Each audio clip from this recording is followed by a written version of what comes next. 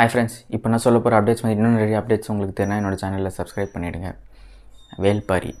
So நம்ம எல்லாருக்குமே தெரியும், பாகுபலி எப்படி தெலுங்குல எடுத்தாங்களோ, டேரக்டர் சங்கர் வேல்பாரி அவரோட ட்ரீம் ப்ராஜெக்ட் தமிழில் எடுக்கணுன்ட்டு இருக்காரு.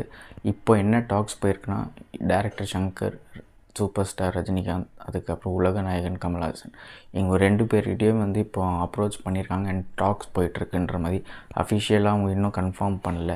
ஸோ உங்களுக்கு இந்த வேல்பாரி பற்றி என்ன தாட்ஸ் ஆகிருக்கும்? எனக்கு தெரிஞ்சு என்ன தாட்ஸ் ஆகிருக்குன்னா, ஸ்க்ரீன் ப்ளே அண்ட் ஸ்கிரிப்டுக்கு நல்லா வெயிட்டேஜ் கொடுத்தாங்கன்னா ஸ்டோரியோட அவுட்புட் நல்லா வரும்.